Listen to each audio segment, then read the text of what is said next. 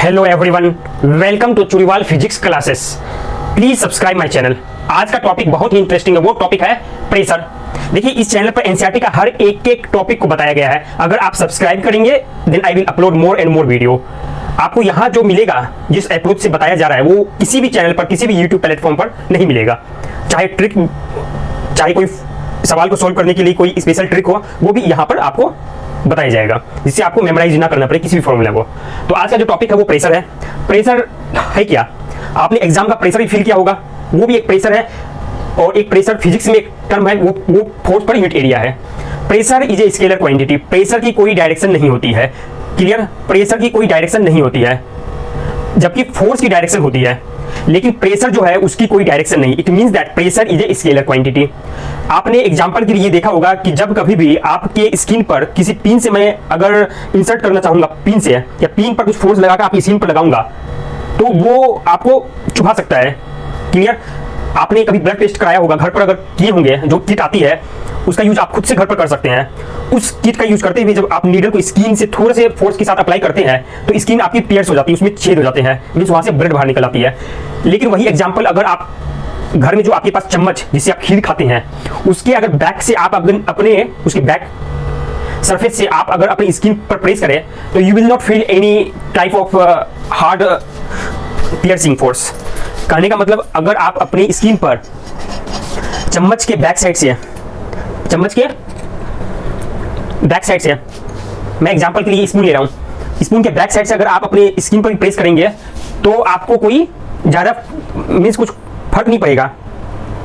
Same force के साथ करेंगे तो ये आपको कोई ज्यादा हर्डल क्रिएट नहीं करेगा, मींस यहां पर से ब्लड बाहर नहीं निकल पाएंगे। ऐसा क्यों? जबकि फोर्स आपने दोनों में सेम अप्लाई किया है। अगर फोर्स सेम अप्लाई करें तो ये दो एक्सपेरिमेंट करेंगे तो यू विल फाइंड दैट जो नीडल है उससे ब्लड निकल आता है। लेकिन वही अगर आप और कोई कुछ ले जो ब्लंट सरफेस हो, जिस पर चाहे ये सरफेस ही ले ले, इसको आप प्रेस करें उतनी फोर्स से स्किन पर, कुछ नहीं होगा, ब्लड बाहर नहीं आएगा। ऐसा क्यों? तो impact of force on area is called pressure. जितनी ज्यादा एरिया कम होगी उतनी ज्यादा इंपैक्ट होगी उसकी। That term is called pressure.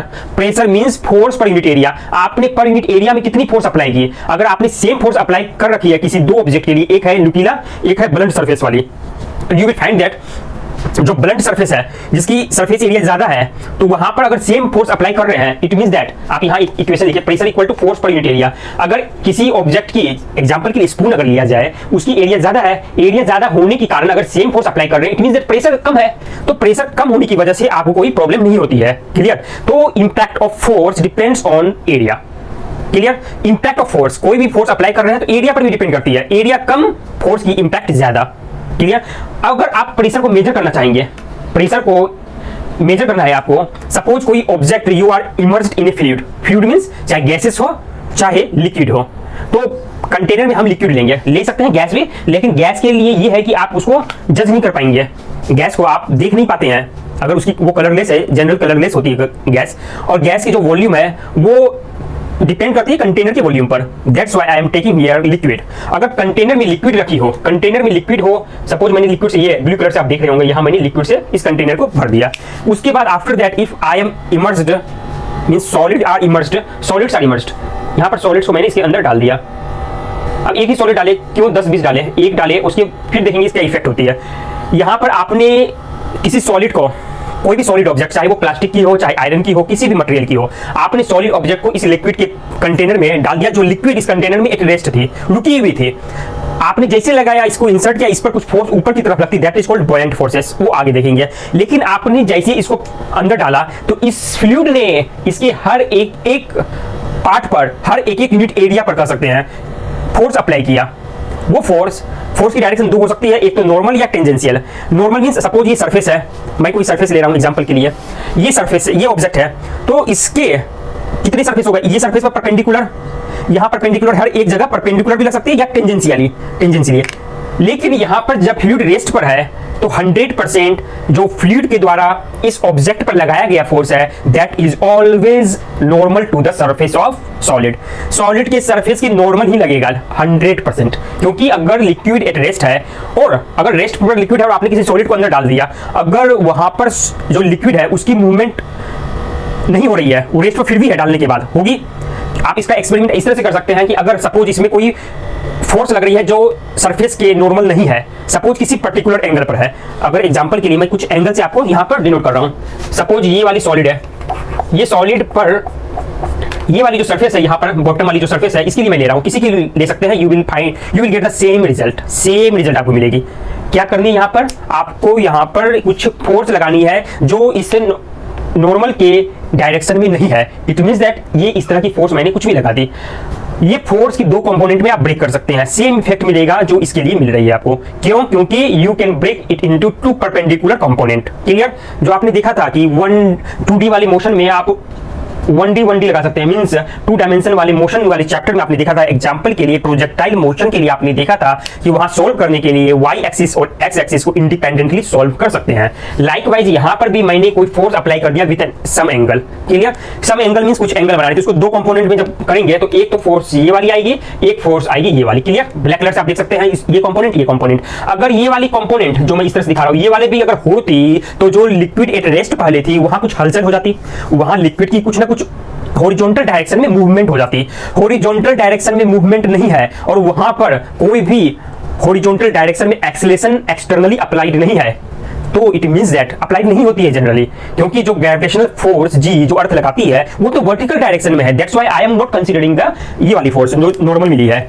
ये वाली जो नॉर्मल मिली है इसको मैं फर्स्ट कर रहा हूं, ये जो हॉरिजॉन्टल फोर्स मिल रही है उसे सेकंड लिख रहा हूं। सेकंड वाली फोर्स के कारण यहां पर हॉरिजॉन्टल मूवमेंट होनी चाहिए थी। जब फोर्स है तो वहां एक्सेलरेशन होगी, जो रुकी हुई चीज है वो एक्सेलरेट होकर मूव करेगी, उसकी कुछ ना कुछ वेलोसिटी चेंज होगी। लेकिन फिर भी ये रेस्ट पर है, सॉलिड डालने के बाद भी जो लिक्विड है, ये लिक्विड में बना दिया, ये फिर भी रेस्ट पर है। इट मींस दैट यहां पर कोई भी कंपोनेंट हॉरिजॉन्टल नहीं होगी। जब हॉरिजॉन्टल कंपोनेंट है ही नहीं, इट मींस दैट जो फोर्स होगी इस एरिया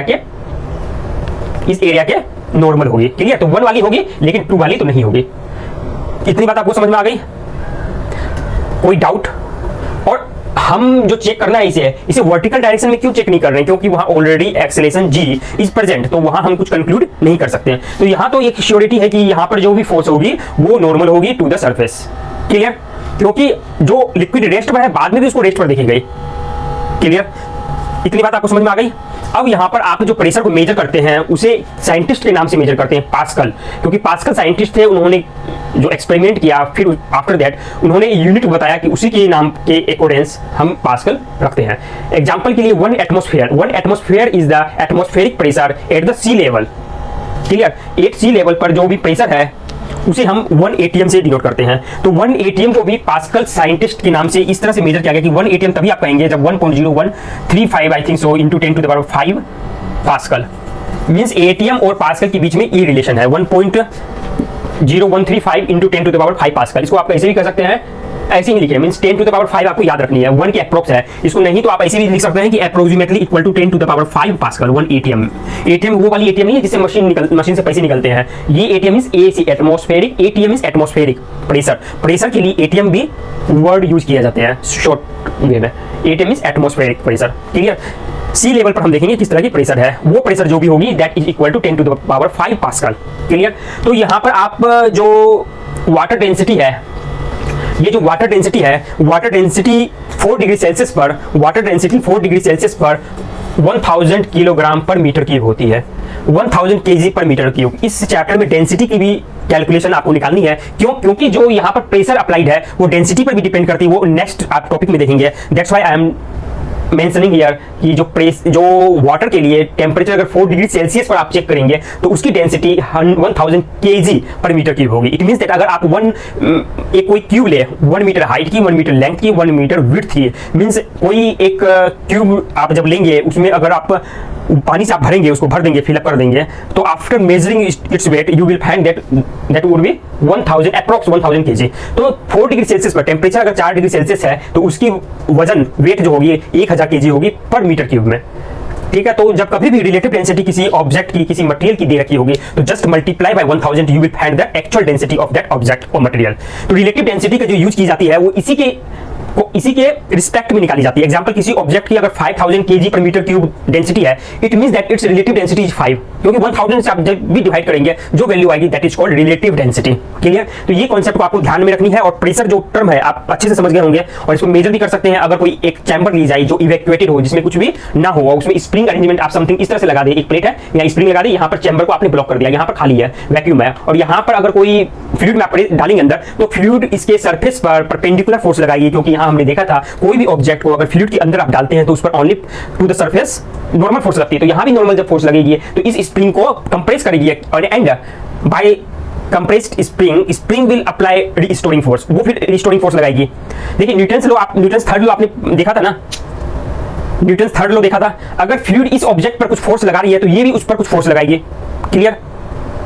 लाइकवाइज यहाँ पर अगर हॉरिजॉन्टल में कुछ ना कुछ फ्लूइड अगर हॉरिजॉन्टल की फोर्स लगा रही है, तो ये जो सॉलिड ऑब्जेक्ट है वो भी फ्लूइड पर हॉरिजॉन्टल फोर्स लगाएगी। जब हॉरिजॉन्टल फोर्स फ्लूइड पर लगाएगी अगर, तब क्या होती है, जो रेस्ट में फ्लूइड है वो मूव करने लगती है। न्यूटन्स थर्ड लॉ से हो रही है, क्योंकि न्यूटन्स थर्ड लॉ में हमें दो डिफरेंट ऑब्जेक्ट पर देखनी होती है। दो डिफरेंट ऑब्जेक्ट में एक ने दूसरे पर जो लगाया, दूसरे ने पहले पर लगाया force, same force but opposite direction में। तो अगर यहाँ पर कोई ऑब्जेक्ट को जब लिक्विड में डालेंगे, अगर उस पर सरफेस के पैरेलल भी अगर फोर्स लगती तो ऑब्जेक्ट भी पैरेलल लिक्विड पर फोर्स लगाती है। जब ऑब्जेक्ट लिक्विड पर पैरेलल फोर्स लगाती है तो लिक्विड मूव करने लगती पैरेलली, लेकिन ऐसा कोई भी मूवमेंट देखा नहीं गया। इट मींस दैट कोई भी पैरेलल में फोर्स नहीं लगाई जाती है फ्लूइड के द्वारा उस ऑब्जेक्ट पर।